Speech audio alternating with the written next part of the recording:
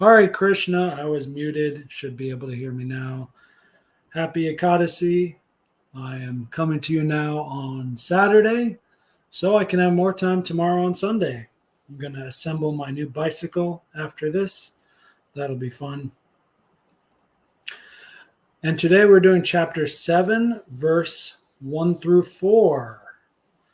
So these are the first few verses in the second hexad of the Gita, the second 6 chapters of the Bhagavad Gita, as it is, 1972 Mac Deluxe Edition.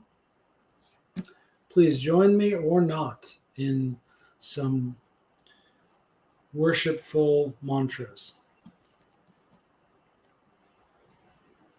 Om Namo Bhagavate Vasudevaya. Om Ajnanatimirandasya Gyananjana Shalakaya Chakshur Unmilitam Yena Tasmai Shri Gurave Namaha. Chapter 7, Knowledge of the Absolute. Quick note in case you don't know, every chapter of the Bhagavad Gita has an English name and a Sanskrit name. So in Prabhupada's Gita, I'm pretty sure the Sanskrit name is not available. But if you go to my website, you can find the full Sanskrit names and a really useful overview of every chapter in the Gita. And I'm just linking that now here in the chat. So let's see. Chapter 7 is called Paramahamsa Vijnana Yoga, which is a very apt title. Chapter 6 was called Dhyan Yoga. That's exactly what it was talking about. Although Dhyan Yoga typically translates to more like mysticism, I think. But really it was more like the fundamentals of dhyana yoga or any other kind of yoga. Like Prabhupada would mention Ashtanga yoga a lot, but for a technical title of the Gita here, chapter 6, dhyana yoga is probably better than calling it Ashtanga yoga, which is too specific. Chapter 1 is Visada yoga. I'm not sure what Visada means.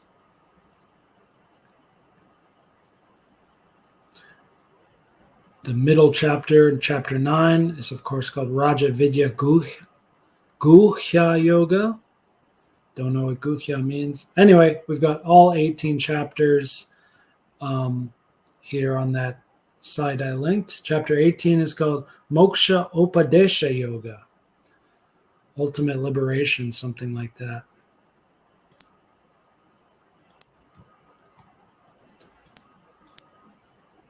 Okay, let's get to it. Almost ready to get to it.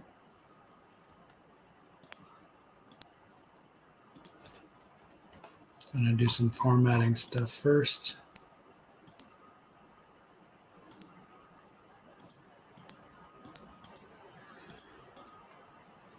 Okay, and I'll take that link off. Maybe I could just keep it there. Why not? Doesn't matter. Okay, chapter 7, verse 1. Now hear, O son of Pirta, Arjun, how by practicing yoga in full consciousness of me, with mind attached to me, you can know me in full, free from doubt.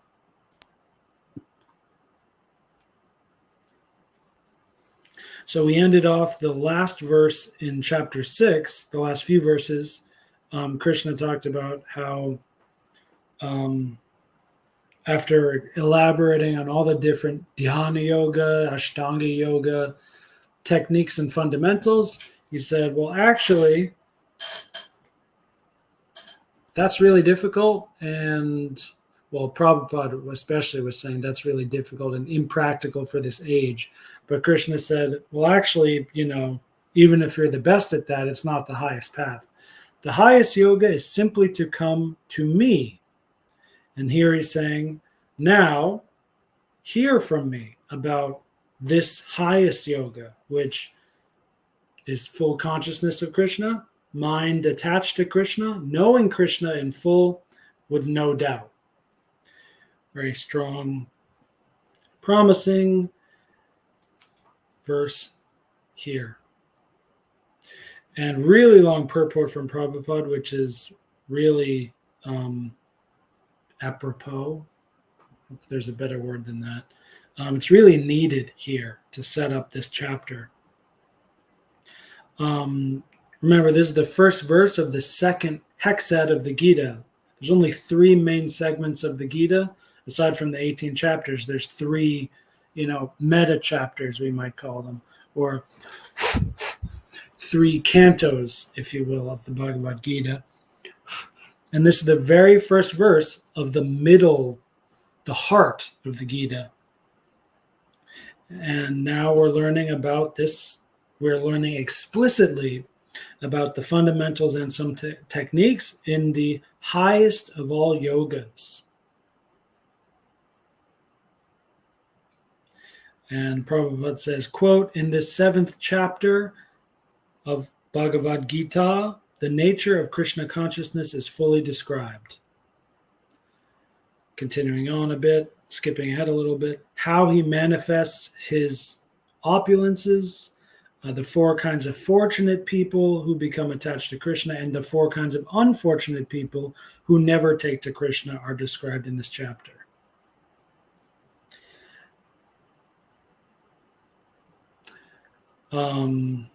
Now, before I go to what I wrote in my note here, I'll just say Prabhupada also gives us a nice review of the first hexad of the Gita, the first 6 chapters, which is all about the fundamentals of the living entity being a spirit soul. And also a few different kinds of yogas used for self-realization. And if you just have those first 6 chapters and you attain the highest perfection of those, you will get to the point that we will read about in verse 3, where you can achieve perfection, but even still hardly know Krishna in truth. That's going to be verse 3 coming up. But Prabhupada specifically states here, what the first 6 chapters of the Gita can give you is impersonal Brahma Jyoti realization or localized Paramatma realization. Even realizing Paramatma, the super soul, is not perfect knowledge of the absolute truth. And so Prabhupada seems to be hinting that these middle chapters are now going to complete the picture for us. And then later he talks about, how do we begin yoga practice?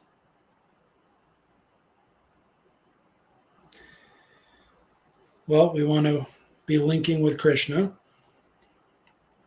And then Prabhupada mentions the 9 different forms of devotional service. The first one being Shravanam, listening or hearing. Now, I wrote in my notes that it's interesting he just uses the Sanskrit Shravanam, but doesn't explicitly state what it means. You can guess, even if I'm pretty sure he mentioned the 9 devotional services before in the Gita, with English for each term. But, you could even still, you could figure out that Shravanam means listening or hearing, because right after that, it says, the Lord therefore says to Arjuna, Tat Shirnu, or hear from me. And therefore, by hearing from Krishna, one receives the greatest opportunity for progress in Krishna consciousness. I just wanted to note there that I would have liked to see the English translation for Shravanam mentioned explicitly here. I mean, in general, I'd like to see that more throughout the Gita for the beginners and even for advanced guys like myself to have that reminder constantly stated again and again. I actually really appreciate that. It's just my personal style. And a lot of other people don't. And I get in a lot of trouble socially. People think I'm being pedantic, and I am. I am pedantic because it works. Repetition works. It's also, when you're dealing with technical terms in a foreign language, it's good to really have a solid understanding of those terms before you start using them all the time. And that's another one of these ISKCON grievances that I'm harping on about. You just hear people, just start spitting out a whole bunch of Sanskrit. And it's like, do you actually know what you're talking about? Not really, not fully. And on top of that, it's like there's this arrogance there of like, oh, the flowery language, isn't it sound so beautiful? Yeah, but do you actually know what it means? Like, even though we know Shravana means listening or hearing, why exactly is that? Like, let's break up that word and actually learn the morphology of it and actually learn really technically in detail why it means that way. And we'll have a deeper understanding and also be able to remember things better. That's one of the main things for me. Like, this is how I remember Chinese, Korean, foreign languages. I just really study deeply what the word actually means. And a lot of times with any traditional or ancient language, it's very beautiful, intelligent morphology, meaning how the word is comprised and where the meaning comes from is typically quite intelligent and beautiful. When you understand that, you have a much easier time remembering it and a much better time engaging with that language appropriately, as opposed to putting your own native language bias on top of this superior, more ancient language. I'm assuming you're all native language is English if you're listening to this. English is rubbish. It's not a good language. We're not going to get into that now, though. So in the beginning, well, in the middle of the purport, Prabhupada is kind of saying that, you have to listen. Like, there's no way around that. But in the end, he says, only by hearing from Krishna or from his devotee can one understand the science of Krishna. So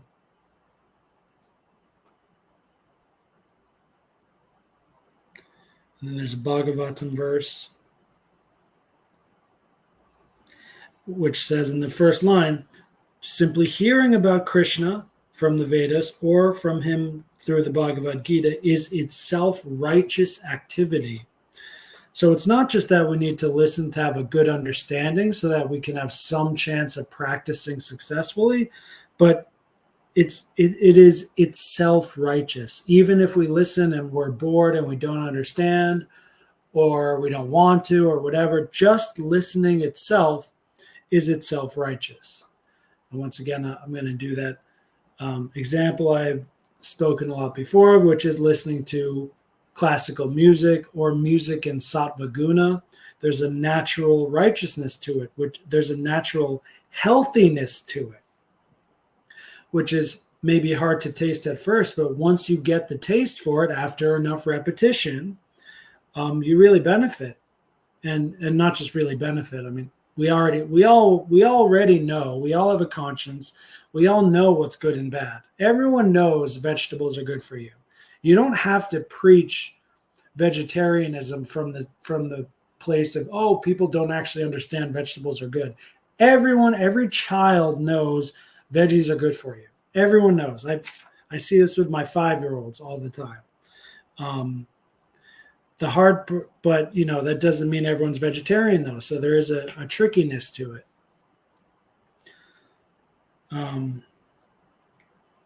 So we know it's good for us, but there's a threshold. There's a certain amount of practice that must be done until you really sincerely and congruently and personally enjoy it. Where, you're not just forcing yourself to do some boring sadhana, but you're like, oh man, I'm going to listen to some Beethoven now. This is going to be awesome. That's me every day. I really don't want to listen. Most of the time, I don't want to listen to any other kind of music.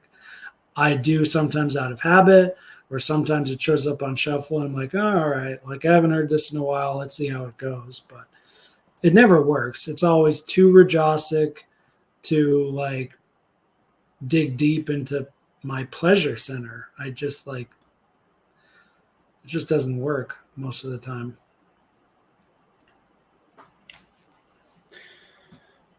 Now, let's get a little meta here and practical for a second. What are we doing now? We're reading the Bhagavad Gita, which is Krishna speaking about how to come to Krishna. So this is the best way to learn about it.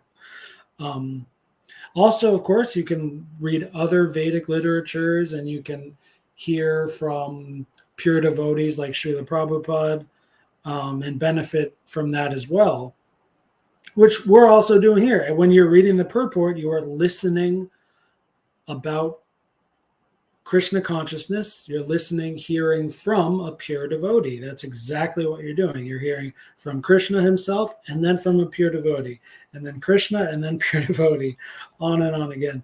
And that's why this Bhagavad Gita is so excellent. I can simply just read it for you every week and never get bored. Even when no one shows up and I don't bother doing any marketing for these sessions or anything like that, it's no problem. It's really just worth it.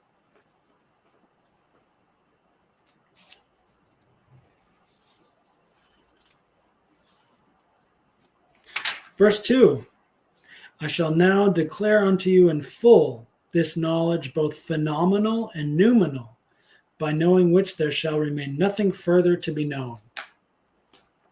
The Sanskrit words for phenomenal are jnanam, and noumenal is vijnanam.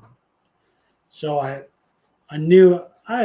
thought I had a maybe good enough understanding of phenomenal, but I definitely wanted to do an internet search on noumenal, and the first thing that came up is that this term was made famous by Immanuel Kant in the West, which doesn't surprise me. He said exactly the same thing Krishna is saying here, which is that there's two kinds of worlds or two kinds of knowledge: the phenomenal physical world, things you can sense, and then the noumenal world, which is like things as they are, things in their most pure, real state. That's vijnana. And once again, in verse 2 here, this verse from Krishna is a strong claim, and it's a very enthusiastic claim. He's really selling it up big for Arjuna. Like he says, Krishna says explicitly, there shall remain nothing further to be known. And is he exaggerating or not? I'm not sure. I'm really not sure. Is this a rhetorical device or is it true? I think it's both. I think even though, because we're not, us humans, even Brahmins, philosophers, whatever, we are not driven by knowledge alone. What to speak of Arjuna on the battlefield? He's in an emotional state. So, so even if this knowledge really is perfect and nothing can be added to it, does that mean that as soon as Krishna finishes the last verse of chapter 7, then Arjuna picks up his weapon? All right, dude, I'm ready to go. Let's do this. No.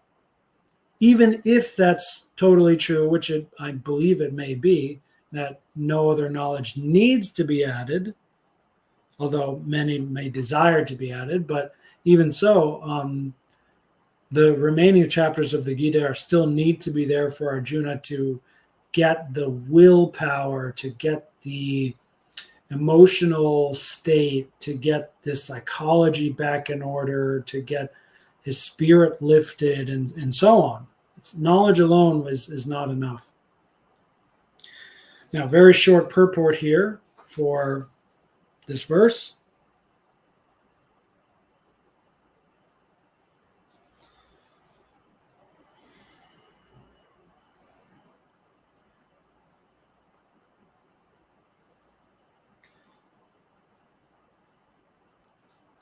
And Prabhupada says here in the middle that this was mentioned before in the beginning of the 4th chapter.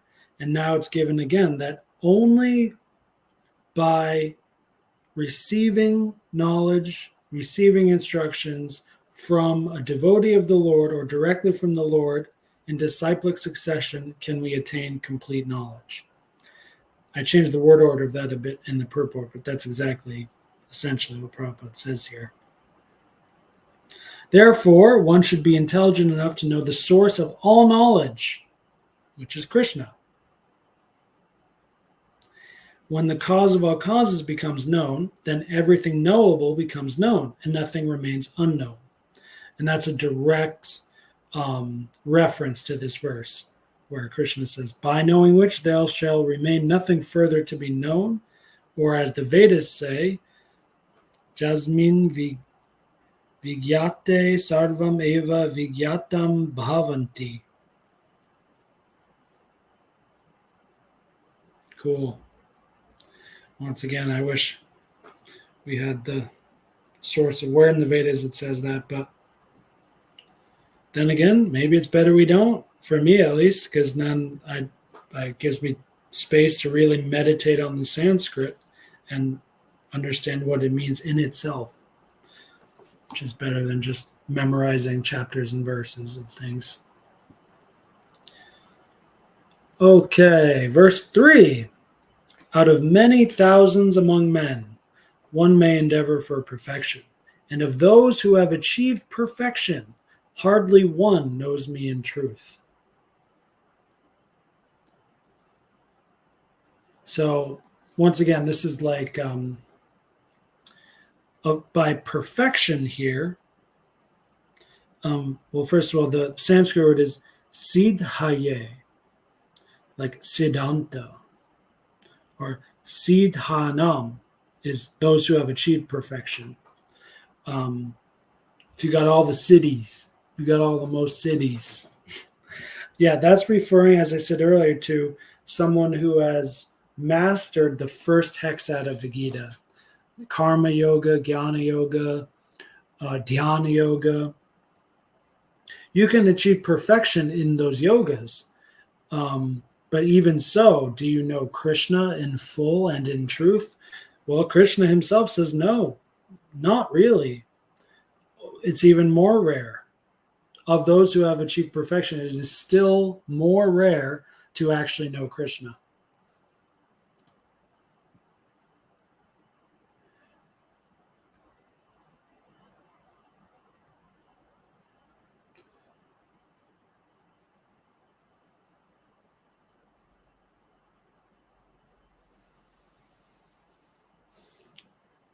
And I'm reading now directly from Prabhupada, quote, the first 6 chapters of the Gita are meant for those who are interested in transcendental knowledge, in understanding the self, the super self, and the process of realization by jnana yoga, dhyana yoga, and the discrimination of the self from matter, unquote.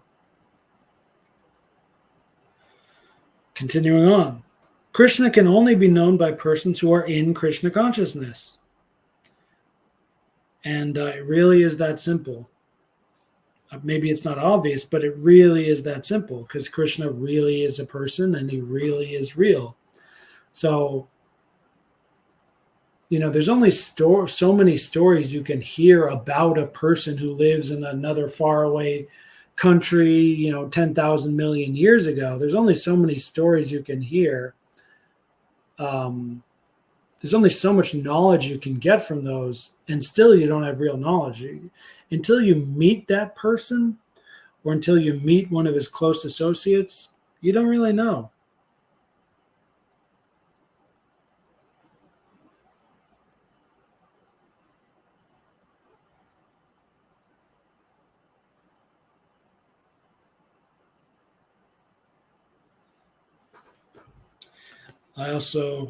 There's another beautiful verse that Prabhupada puts in the purport here. Ishvara Parama Krishna Satchit Ananda Vigraha Anadir Adir Govinda Sarvakarana Karanam. But I know where this one comes from. It's the first verse of the Brahma Samhita. Or is it the first verse of the 5th chapter? I don't know. It's the first verse of the Brahma Samhita that we have.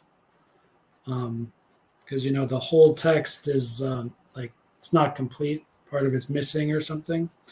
But yeah, if you get the Brahma Samhita as written by Bhakti Siddhanta Swami, which I'd highly recommend, this is the first verse therein. Beautiful verse. It's maybe the only Sanskrit verse I've memorized. And I can't say I've 100% memorized it, only 80%. I sometimes switch up Anadir, that line, and Sarva. I switch up the order sometimes, but I think I pretty much got it memorized. And I have the meaning pretty well understood too, except for Anadir, Adir. Sarva Karana is the cause of all causes, but Anadir, Adir. May have to look that one up. Should we do it now? Why not? Brahma Samhita, verse 1.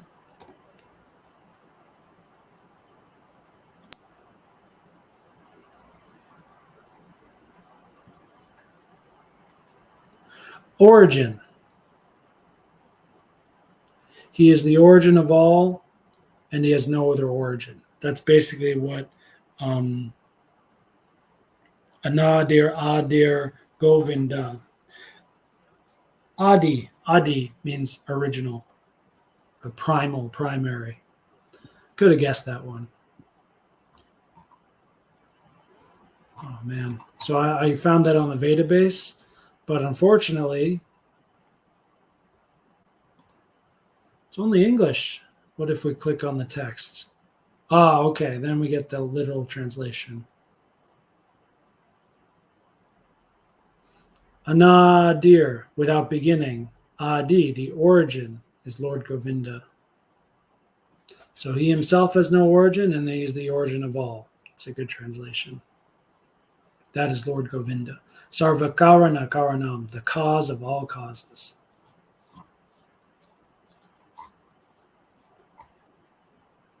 I wonder who did this writing, though. This could be Srila Prabhupada's Brahma Samhita, which is translated.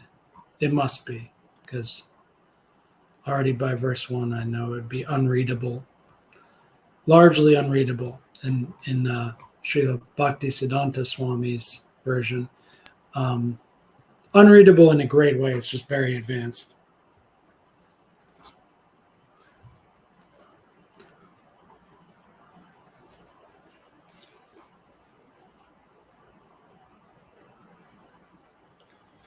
Yes, it is very difficult for the non-devotees to know Krishna, no doubt.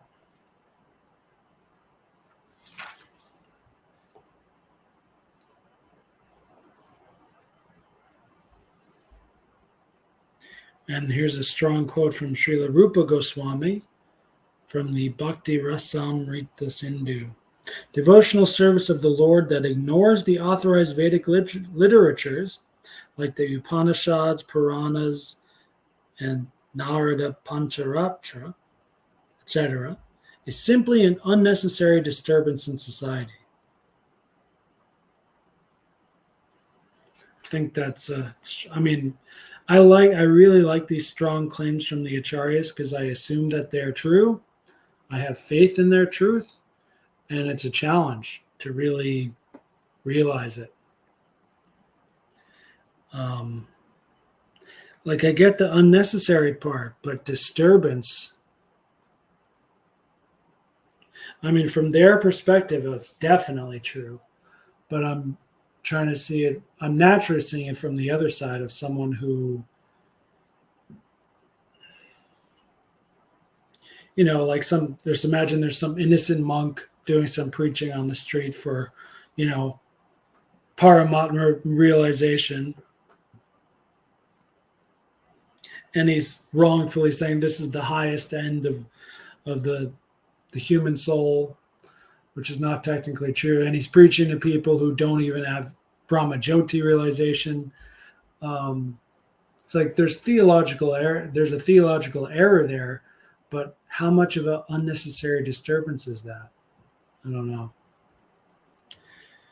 Anyway, it's easy to just, pick out some crazy outlying example like that doesn't really matter that much.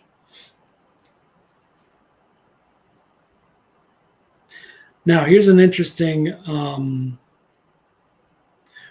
one example why Prabhupada says that these people cannot understand the absolute truth of Krishna, because if you've realized Brahmajyoti or Paramatma, it's not possible for that person to understand Krishna, the Supreme Personality of Godhead, also as the son of Mother Yashoda, or the charioteer of Arjuna.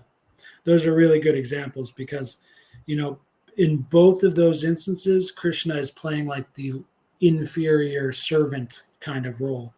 A charioteer is not really leading the chariot. It's really the, he's serving Arjuna by driving to where Arjuna needs to be to make all the shots he needs to make. And obviously, as when you're the son of a mother, especially as a young baby, young toddler, young child, you're mommy's little boy, and you better, you're in the inferior position in that relationship. So it's very difficult to understand Krishna, the God of the universe, being 100% the God of the universe, and at the same time playing out these roles in inferior social positions. If you only know Krishna as, the oneness in all things, it doesn't make sense. How can you understand it that way? And if you know Paramatma as the same Krishna Paramatma in every soul, then how easy, it's not going to be easy to understand that Krishna is not just that. He's not just Paramatma. There's more to it than that. More to him than that.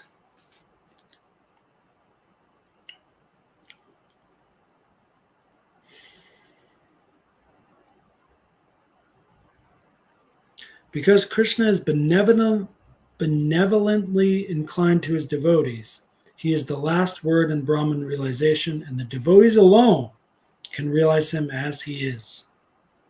Therefore, it is said in the Padma Purana, no one can understand Krishna as he is by the blunt material senses, but he reveals himself to the devotees, being pleased with them for their transcendental loving service unto him.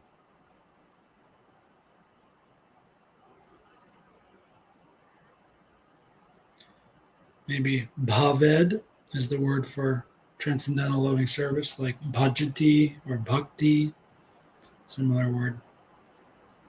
On to verse 4. Earth, water, fire, air, ether, mind, intelligence, and false ego. Altogether, these 8 comprise my separated material energies. It's a beautiful verse. I really like these kinds of saying it as it is, technical verses. Although, where's the transition? Krishna goes from saying, all right, let's do the highest thing of all things, and hardly no one knows me in truth, and he goes straight to, okay, here are some separated material energies far away from me. So let's see how he's going to wrap it up together a few verses from now. Next week, maybe we'll get an answer to this question that is begged. Now, normally for most of us, when we think of the 5 material elements or the 8 material elements, this is one thing that's really special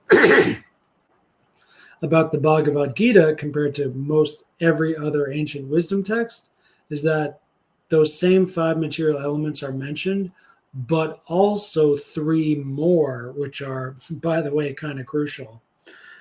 Many wisdom texts will admit that we have a mind, we have an intelligence, we have an ego, and these can cause us trouble. But to state explicitly that those 3 subtle body elements are material, are entirely not spiritual, is true. But more importantly, I guess, maybe not more importantly, but more practically, it's only in the Gita that really not even stresses it. It just says the truth exactly as it is in a way that can directly benefit people that, I haven't seen anywhere else. And I've read Buddhist literatures, Christian, and so on. I haven't seen this mentioned anywhere else. Not with this kind of scientific precision.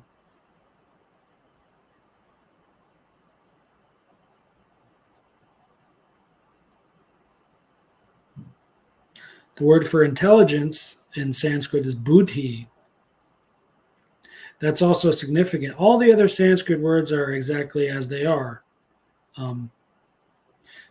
Like maybe not analaha for fire. Normally we might use agni, something like that. But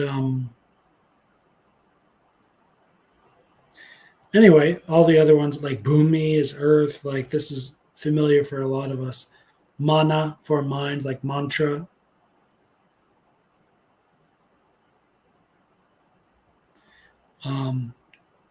But it's also significant that the way he said, Krishna says all 7 elements, and then he says avacha, certainly these, and also false ego, ahankara. So that's the most important one. It seems he's mentioned in the list here. Like, yep, that even that one. I know you think that this person that you are really is something beyond and it is beyond those 5 gross senses and the gross creation. Absolutely, ahankara is way more sophisticated and advanced and subtle and so on, but still material. But anyway, buddhi is interesting because normally that means like the highest kind of intelligence. When it's used other places in the Gita, it's higher than jnana. So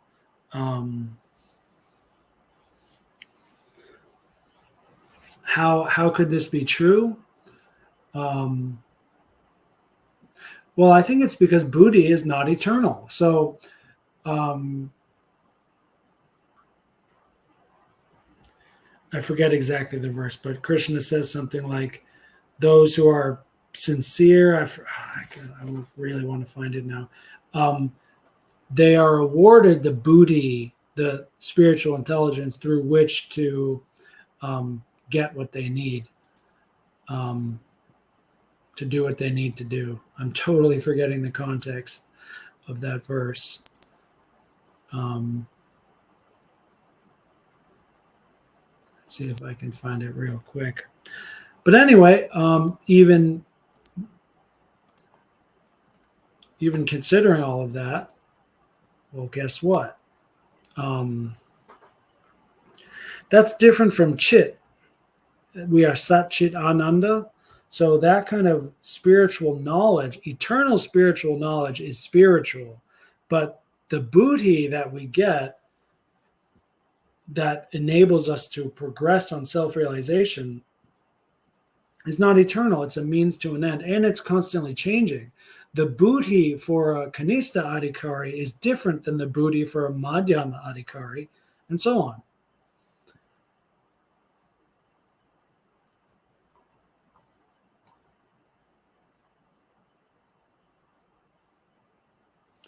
Look at all my favorite verses in the Gita.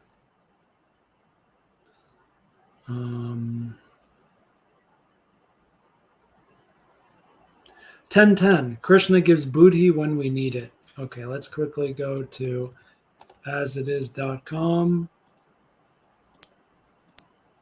10:10. To those who are constantly devoted and worship me with love, I give the understanding by which they can come to me. Buddhi yoga. Yep, and that's definitely relevant for this verse as well. And remember, chapter 10 is also within the same hexad of the Gita. I don't know what happened with all my Google Docs. They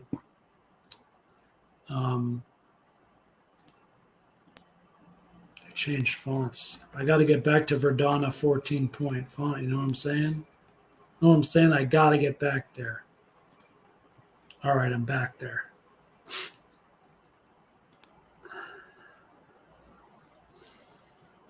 Oh, yeah, the first point I was saying, that which I still didn't finish, was that the material elements in most other texts, in most places, they're simply seen as elements of the world. But here, Krishna explicitly states me bina prakriti. They're my separated energies. So even though the material world is Maya and temporary and all that stuff, it's still just part of Krishna. It's still part of the personal Lord that is Krishna. That's very significant here. Once again, the Bhagavad Gita and Sri Krishna this is a very personal faith and philosophy, and it's very obvious too. It's not hidden. It's really not hidden. That's the beauty of this. It's given simply as it is. Not just, yes, by Prabhupada, but the Sanskrit itself, it's very clear. So it's really sad that, bona fide translations and commentaries by Prabhupada are so rare.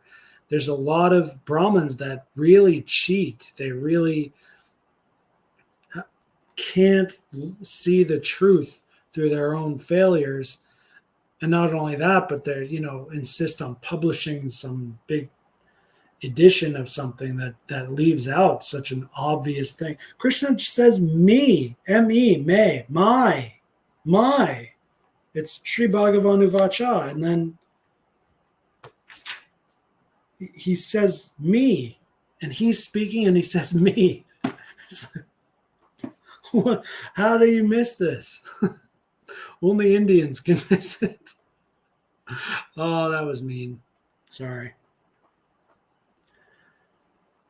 Now, what Prabhupada says in the beginning of the purport is actually even though you can see it's 8 and not just 5 material elements, even though you can see it's 8 material elements, all 8 of these material elements are still in a very small place. They are just part of one material universe from one of the 3 Vishnus.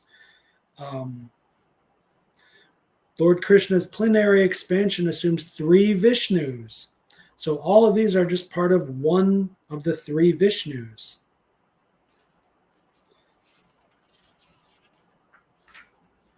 And then the end of the purport, and then he goes on to say that, for the 5 senses, there are also 5 sense organs. And then for the ahankara, the false ego, this includes 10 sense organs for material activities. And actually, it's not 8 material elements. It all adds up to 24 material elements. And I couldn't figure out exactly what they all are.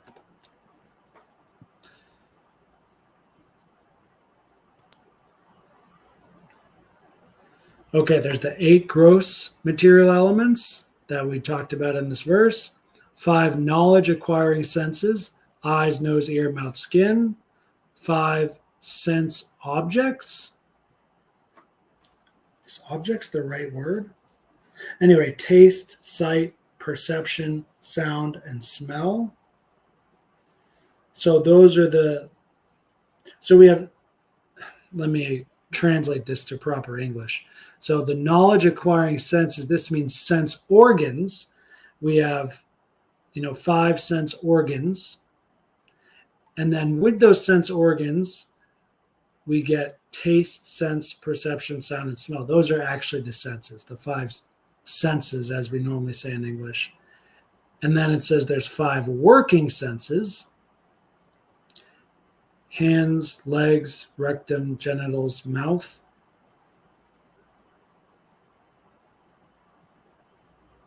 Oh yeah, 5, 10, 15 plus 8 is 23. And then 2 additional elements, Mahatattva and time. So it doesn't add up to 24. It adds up to either 23 or 25. So is it averaged out to 24? Sorry, guys. I don't want to fault find, but this is one of those like Hindu things that just drives me nuts. Can we just follow Krishna, please?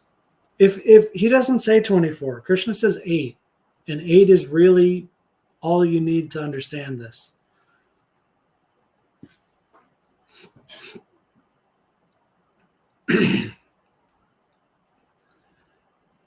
And, it's also debatable, like hands and legs as 2 different things. You could also combine them together as just extremities. Rectum and genitals are definitely different, and mouth is special, but there's the mouth and the tongue, but mouth is fine too. But we already mentioned skin, which is used for the sense of touch, sparsha. So we already have listed in the 24 the sense organ of skin, the sense of perception, but then hands and legs need to be added as well. And not all beings have hands and legs. Well, okay, so here's another, you got to look at the Sanskrit too. So hands and legs are both called pada. So this is how we get 24. So if we do see those as one thing, which it seems like in Sanskrit they are, then we have 8 plus 5 plus 5. That's 18 plus 4 is 22, plus the additional 2 elements, Mahatattva and time. Then you get 24. All right, we figured it out. Even still, once again, I don't want to fault find, but I do want to really insist to myself and others who I am, what I'm doing. It's Bhagavad Gita. That's it. That's the main thing. And whenever I get confused about anything, I just go right back to the Gita. If I'm confused by something in the purport, I just go back to the verse. If I'm confused by the verse, I go deeper into the verse, into the Sanskrit word for word. Eventually, you get closer to Krishna, it gets more clear what's going on. And once again, that doesn't always work, but it's especially effective for this manifestation of Sanatana Dharma within this lineage and so on, because this aspect of Krishna, of God, is really focusing on giving the truth as it is with minimal parable. There is parable in the Bhagavad Gita, but it's not an essential and an overused aspect as it is in the Christian and Old Testament. I wouldn't even call it parable. Krishna uses analogies. He uses very simple analogies as a mundane rhetorical device. But the truth is simply given as it is. And it must simply be accepted as it is. And that's where Prabhupada comes in, is he is the best person for modern English-speaking people to show you and tell you how to do that. But that doesn't change the simple fact that it simply must be accepted. So first you have to accept that it has to be accepted. Then you start trying to do that and you realize, oh man, this isn't so easy. But then you follow Prabhupada and then it can't be better than that. And if you still have trouble with that, there's guys like me doing live streams like this.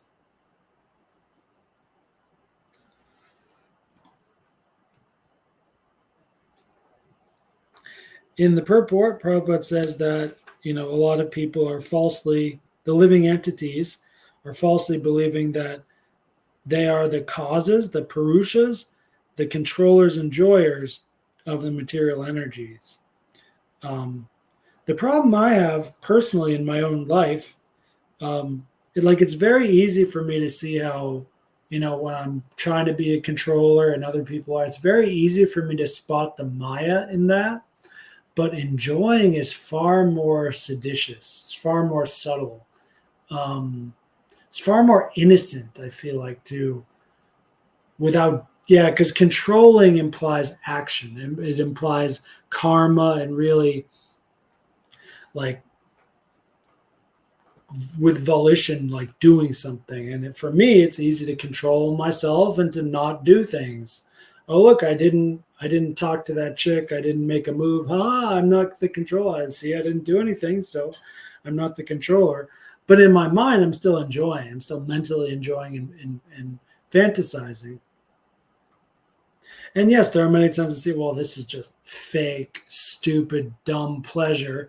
I can see that as well. But to really get it, you have to go deeper to the level where it's like you can't enjoy. You are simply are not the enjoyer. That's just not your place. So whatever enjoyment you have is just not real. So as I was doing my notes on this, the analogy I come up with is like prison. So just because a prisoner may tolerate his experience nicely and have some pleasure and enjoyment doesn't mean he belongs there, and it doesn't mean it's real enjoyment. It's a mock-up. It's a mock enjoyment, which is a perverted reflection of the real enjoyment he gets on the outside. He's not on the outside. He's on the inside. He's in prison, and he can't choose his meals. But if he's humble and he's smart and he's lucky, he may be able to enjoy his meals a lot more than the other inmates. And then he'll get puffed up and then, I'm having a good time. I'm enjoying. Look at me. This is nice. But he's in prison. How can he really enjoy? He can't. And you could say the same thing about the warden of the prison. Oh, I have control over all these other living entities. Yeah, but how many other prisons are the warden himself has a boss? You have to keep going up the chain until you get to the actual boss, and that's God, who is the actual ultimate enjoyer and no one else. Another really interesting thing in this purport is that Krishna says, or Prabhupada says, that this Paramatma manifestation, Sri Krishna Paramatma, the God as the super soul within every living entity, is actually material. That's a temporary manifestation. Hence why it's not part of the ultimate goal.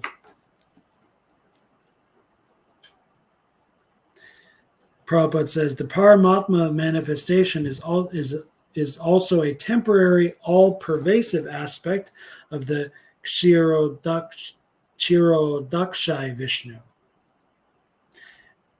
The Paramatma manifestation is not eternal in the spiritual world. Unquote. That's really hard for me to realize. Even conceptually, that's a tough one. My first. So, who is higher than Paramatma? That's Sri Bhagavan. That's the two-armed personal form of Krishna, right? So,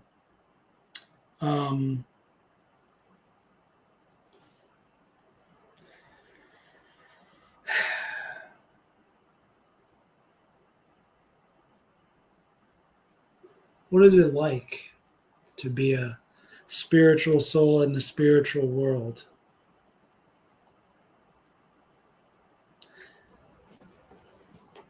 Is there no Paramatma there, or there is Paramatma, but it's not eternal? That's what Prabhupada says here, is that not eternal in the spiritual world. That kind of implies, maybe not necessarily, but you could logically gather from that there is Paramatma in the spiritual world, but not eternal. Like it's like in the spiritual, Paramatma is what he really is, which is a holographic reflection of the real Krishna. It's like it's energy. Yeah. Paramatma is an energetic expansion of Krishna, as opposed to Krishna himself, who you can only talk to if you can talk to him. You gotta get him at the right time on the voicemail. You get him or you don't get him. That's just how people work, right?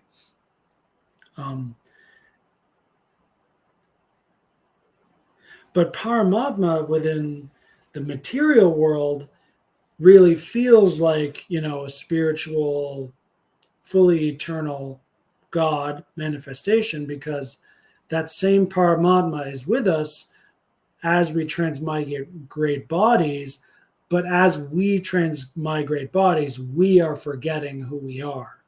But that same Paramatma stays with us. So from the material platform, it seems like we are material and Paramatma is spiritual and eternal. But from the spiritual platform, that Paramatma is not eternal.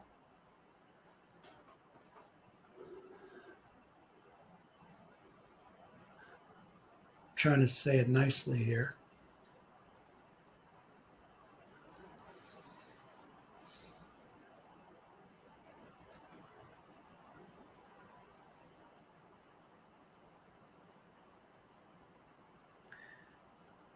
I don't have a nice way to say it.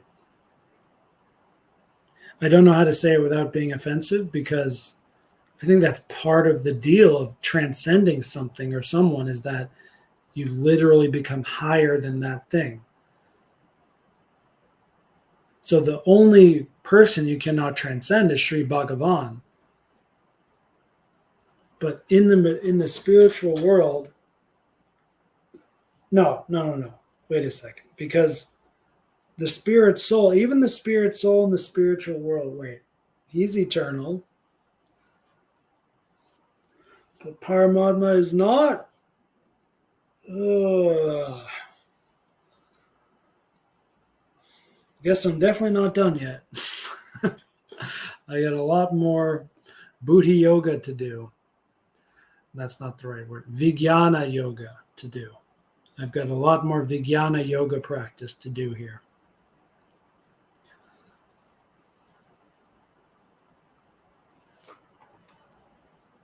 But we answered one question, 24 elements. I literally had no idea how to get 24.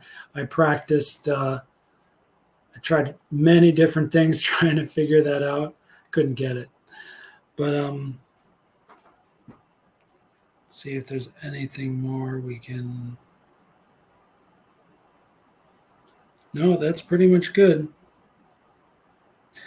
The last line in the purport is, the subject matter for discussion in the Sankhya philosophy is only the manifestation of the external energy of Krishna, as it is described in the Bhagavad Gita. And of course, the next verse, Krishna is going to start talking about, well, let's go now to the superior energies. And that's what we'll talk about next time. And next time may be just in a few days, because I have a Korean Thanksgiving holiday here, so I've got a lot of extra time. Maybe this Wednesday, Tuesday or Wednesday, I'll do another stream. Until then, Hare Krishna, Jai Srila Prabhupada, and all glories to the devotees of the Lord all over the world in all different faiths. Not just Gaudiya Vaishnavas, but other Vaishnavas as well, and Christians and Muslims. Maybe not one of the other kinds that we can't mention, and still stay on YouTube. But hey, we're having fun here, guys. We're having fun. Hari Bol. See you next time.